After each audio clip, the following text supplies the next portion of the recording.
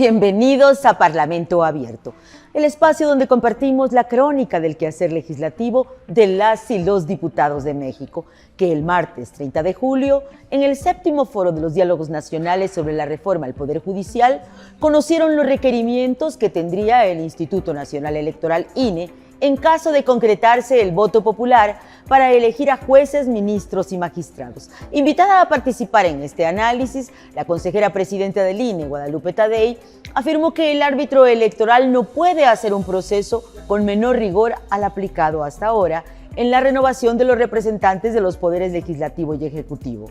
La consejera presidenta dejó abierta la posibilidad de establecer una mesa de trabajo con la Cámara de Diputados una vez que se cuente con definiciones consumadas y planteó a los parlamentarios diversas interrogantes que, explicó, definirán el número de casillas. ¿La elección de los juzgadores será gradual?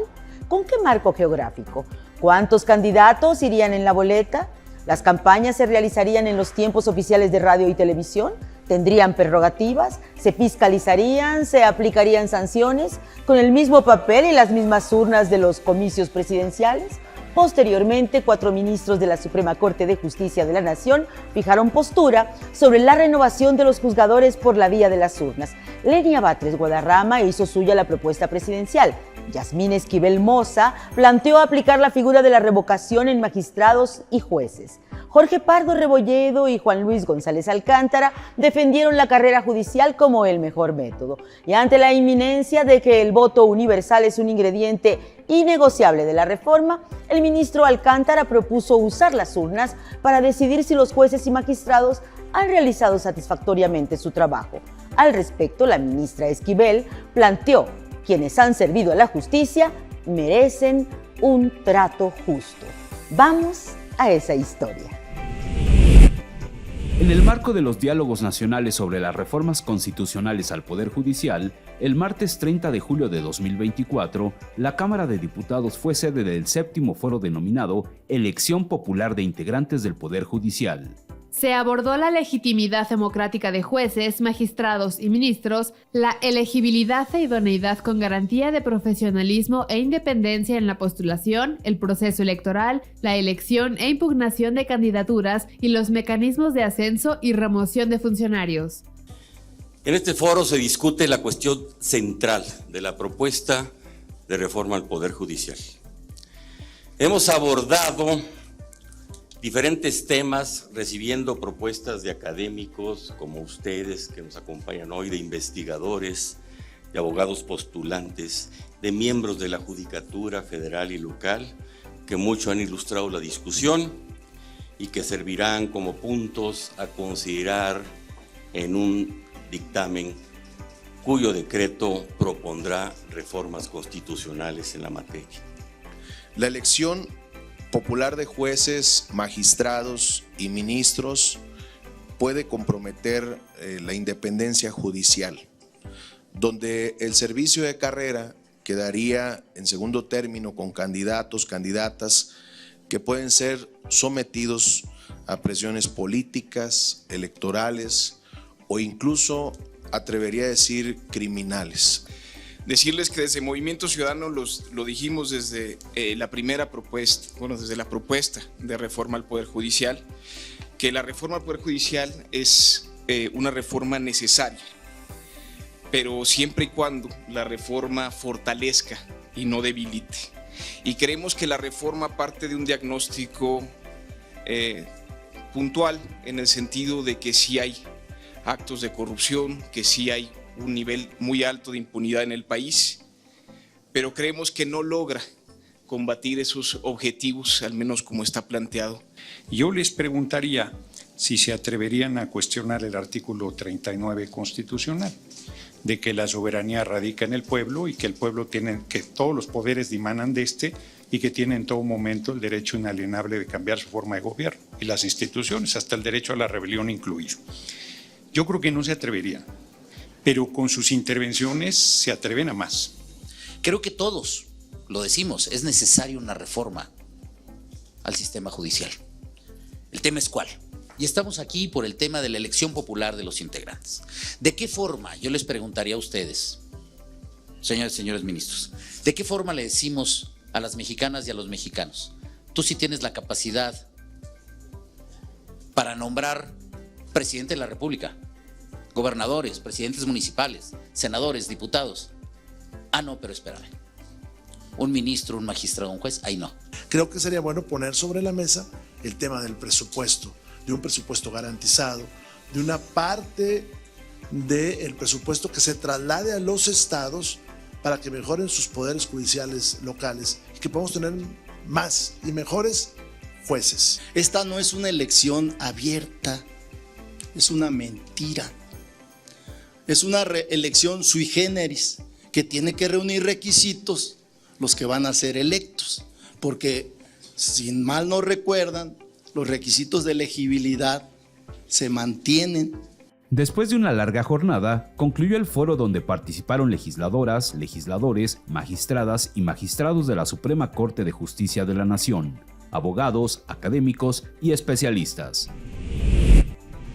En la sesión de la Comisión Permanente del Congreso de la Unión, el miércoles 31 de julio, se aprobaron 2 dictámenes de puntos de acuerdo relacionados con el servicio eléctrico y mejores condiciones para el uso de las carreteras. En el primer caso, se recopilaron diversas iniciativas que alertan sobre fallas en el flujo de energía eléctrica durante la sequía, de manera que el punto de acuerdo aprobado por las y los diputados, las y los senadores, respalda el exhorto a la Comisión Federal de Electricidad para que consolide una visión estratégica que continúe siendo posicionada como una empresa líder de generación de energía eléctrica. Se alertó que el déficit en la generación afectó a más del 50% del territorio. Por ello, se exhorta al Centro Nacional de Control de Energía para que siga con acciones que garanticen la continuidad y seguridad en el sistema eléctrico.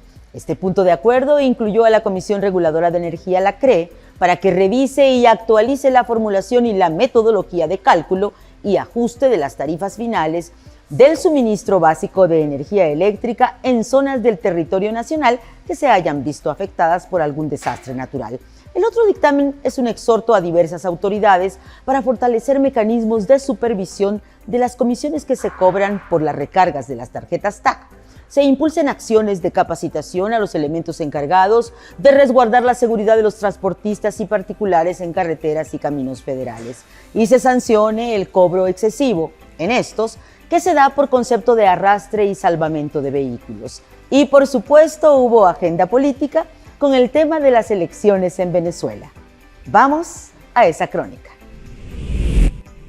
En la sesión de la Comisión Permanente del Congreso de la Unión del miércoles 31 de julio de 2024, diputadas y diputados de la Comisión Permanente hicieron uso de la tribuna para dar sus posicionamientos con respecto al tema de la agenda política, no intervencionismo, respeto a las democracias del mundo, en materia de las elecciones presidenciales de Venezuela realizadas el domingo 28 de julio. Estamos a favor de la democracia y estamos a favor de la libre determinación de nuestros hermanos en América Latina. No necesitamos que nos vengan a hacer recomendaciones de alguien que habla desde la frustración, desde el coraje, desde la impotencia, porque saben que fracasaron y que el avance democrático en México va a continuar. Hoy, Venezuela no necesita que México intervenga. Hoy los venezolanos salieron a votar, pero sí valdría la pena una manifestación clara y de respeto del pueblo mexicano desde el Poder Ejecutivo, que con firmeza se respete la democracia, la participación, pero sobre todo que esta transparencia realmente traiga beneficios a las y a los venezolanos. En el PRI somos firmes creyentes del no intervencionismo y el respeto a las naciones. Pero respetar no es ser condescendiente ni indiferente ante lo que ocurre en el mundo. Como partido político reconocemos el comportamiento cívico y pacífico del pueblo venezolano que salió a votar el domingo pasado. Reconocemos la participación y el deseo de construir un mejor país. Toda participación nutre el sistema democrático. Tuve la oportunidad de asistir a observar las elecciones de Venezuela el domingo pasado. y pude, después de un recorrido que hice el mismo día domingo, junto con otros visitantes extranjeros que fuimos a observar, parte de lo que había visto. Número 1, largas filas de votantes desde las 3 y 4 de la mañana. Me quedé impresionado porque eran verdaderas largas filas. Allá los centros de votación abren a las 6 de la mañana, pero desde las 3 me pareció algo que había que subrayar. Varios países del mundo se pronunciaron por la transparencia de los resultados electorales. Se ha mencionado mucho países de izquierda latinoamericana como Brasil, como Colombia, como Chile, se pronunciaron al respecto.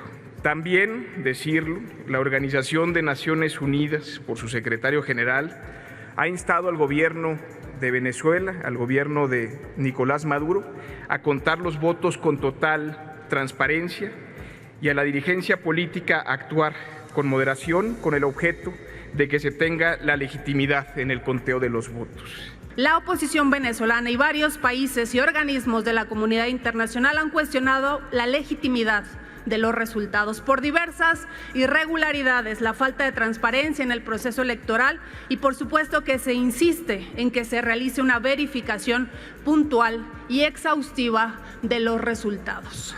Y solo para que el oficialismo no venga a hablar de derechas, naciones relevantes de América y además con gobiernos de izquierda, como el de Lula en Brasil, Petro en Colombia, Boric en Chile, se unen al reclamo de hacer públicas las actas de la elección. La desigualdad es una realidad constante en la historia de la humanidad. ¿Por qué surge? ¿Y en qué circunstancias logra superarse? Preguntas que fueron respondidas por el maestro Diego Castañeda Garza al impartir el martes 30 de julio la conferencia magistral La historia de la desigualdad en México. Un mural de Edmundo O'Gorman, entre otras ilustraciones, acompañó la exposición telemática en la que se subrayaron las dificultades para reconstruir lo sucedido en este tema en el siglo XIX. Y es que el conferencista, autor del libro Desigualdades, una historia de la desigualdad en México, compartió una síntesis de cada uno de los 7 capítulos que lo integran, dando cuenta de cómo se comportaron en cada época, diseccionada por él, los componentes de estabilidad social, violencia y el corte político de los gobiernos. Las guerras fueron motor de desigualdad y más aún cuando los militares terminaron siendo los grandes hacendados y el ministerio correspondiente se quedó con una buena tajada del erario. Detalló cómo la violencia combinada con un bajo crecimiento tiende a profundizar la desigualdad en los ingresos de una nación que, y esta fue una idea central, cuenta con una desigualdad de dimensiones estructurales que ningún cambio ha logrado hasta ahora desmontar. Una característica que se confirmó durante el apogeo del estado de bienestar en el siglo pasado con la construcción de instituciones de seguridad social y de educación que, según Castañeda, ilustran cómo el hecho de que incluso las más amplias políticas públicas igualadoras siempre han sido excluyentes en México. De manera que, en comparación con otros países que sí han logrado cerrar sus brechas de desigualdad, aquí estas se han mantenido similares, como además lo refleja la carga fiscal que, según el ponente, es uno de los mayores obstáculos para superar el problema, toda vez que los deciles más pobres pagan proporcionalmente más impuestos que los ricos. Así inició este ciclo de conferencias organizado por la Secretaría General de la Cámara de Diputados. Vamos a esta reseña. El 29 de julio de 2024, la Cámara de Diputados, a través de la Secretaría General, inició el ciclo de conferencias magistrales 2024 con el tema La historia de la desigualdad en México, impartida por el maestro Diego Castañeda Garza con la finalidad de reflexionar sobre temas de relevancia nacional e internacional. Como ustedes saben, estas conferencias están destinadas a los funcionarios y las funcionarias del servicio de carrera, pero también se amplía a todos y todas las funcionarios de la Cámara y al público en general. Este espacio tiene por objeto reflexionar acerca de temáticas de relevancia nacional e internacional y tiene por objeto también generar un acercamiento teórico mantener un acercamiento teórico entre la pluralidad de los conocimientos y herramientas prácticas, con el fin de contribuir al fortalecimiento del personal de carrera y también al fortalecimiento del poder legislativo, desde luego. En el uso de la voz, Diego Castañeda Garza hizo referencia al libro de su autoría, Desiguales, una historia de la desigualdad en México. En el libro Desiguales, que es digamos, el libro más reciente que he escrito, acaba de salir salió en febrero de este año, donde hago un recorrido histórico sobre la desigualdad en México. Justo hablo en algunos momentos, en los primeros capítulos, sobre cómo no debemos pensar la desigualdad como algo solo inmediato, no debemos pensarla como este largo proceso, como un camino que algunos países han sabido recorrer muy fácil, digamos, con mayor velocidad para resolverlo, otros con menos velocidad, ¿no? En nuestro caso, claramente, no hemos sido uno de los países que hemos recorrido esa transformación de una sociedad estamental y muy inequitativa a una sociedad mucho más justa, equitativa y democrática. El autor hizo énfasis en que las guerras también contribuyen a generar desigualdad dependiendo del grado de destrucción que tengan, como las que se registraron en la primera mitad del siglo XIX. ¿No? México tiene una historia turbulenta, ¿no? Guerras y guerras y guerras, seguidas de un periodo de paz, pero muy extractivo, el porfiriato, seguido de más guerras, seguido de un periodo de construcción de instituciones, pero que no son completamente inclusivas, y después un cambio radical en el modelo económico del país, digamos, a partir de los 80s, en el que digamos, cambia completamente la economía política en el país y se da una nueva expansión de las desigualdades, digamos. Posterior a la presentación del maestro Castañeda, participantes compartieron sus reflexiones sobre la exposición. Me parece que de 1980 a esta fecha se incluyen muchos elementos que complican más la determinación de esta desigualdad. Simplemente para, como bueno, usted lo mencionó al final y el profesor anterior mencionó, el ingreso de la inteligencia artificial va a significar la pérdida de empleos masivamente a nivel mundial. Tú mencionaste algo que tiene que muy relevante sobre hay un aumento del nivel de escolaridad. El servicio de carrera es un ejemplo de ello, ¿no? En el caso de los trabajadores parlamentarios o investigadores parlamentarios, eso no quiere decir que se tengan todas las herramientas técnicas, y lo hemos visto justo en la formación que da la unidad de capacitación, las dificultades que existen para adquirir nuevas técnicas. Lo mencionaste muy claramente, la programación nunca ha estado dentro de la lógica de formación profesional. Con el respaldo unánime de las fuerzas políticas al dictamen que modifica el artículo 123 de la Constitución en materia de apoyo a jóvenes, inició el jueves 1 de agosto la aprobación del paquete de reformas que envió el presidente de la República a esta Cámara en febrero pasado.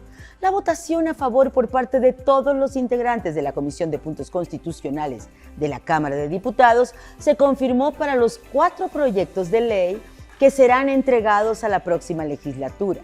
En la sesión, que se prolongó por más de 7 horas, se elevaron a rango constitucional el programa que en este sexenio se llamó Jóvenes Construyendo el Futuro, la pensión de retiro con un monto del 100% del último ingreso laboral, la determinación de que los incrementos salariales estarán por encima del crecimiento de la inflación y el apoyo diverso a trabajadores para adquirir una vivienda digna.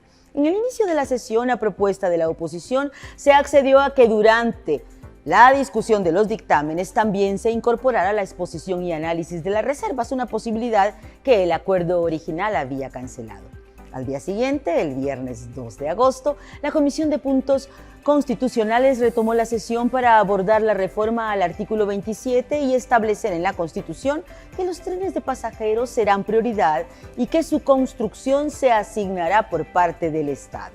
Un dictamen que rompió con la unanimidad.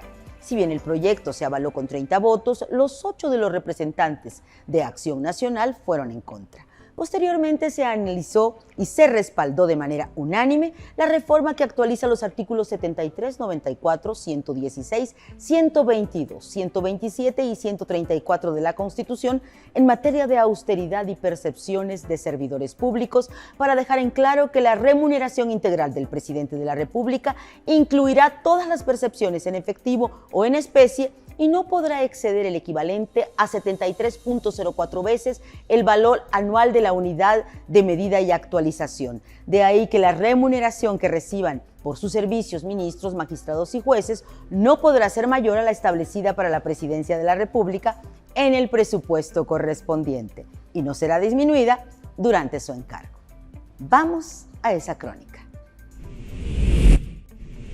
El jueves 1 de agosto de 2024, la Comisión de Puntos Constitucionales de la Cámara de Diputados aprobó el dictamen que modifica el artículo 123 de la Constitución Política para que el Estado otorgue un apoyo económico mensual equivalente al menos a un salario mínimo general vigente a jóvenes entre 18 y 29 años que se encuentren en desocupación laboral y no estén cursando algún nivel de educación formal, a fin de que se capaciten para el trabajo por un periodo de hasta 12 meses en negocios, empresas, talleres, tiendas y demás unidades económicas en los términos que fije la ley.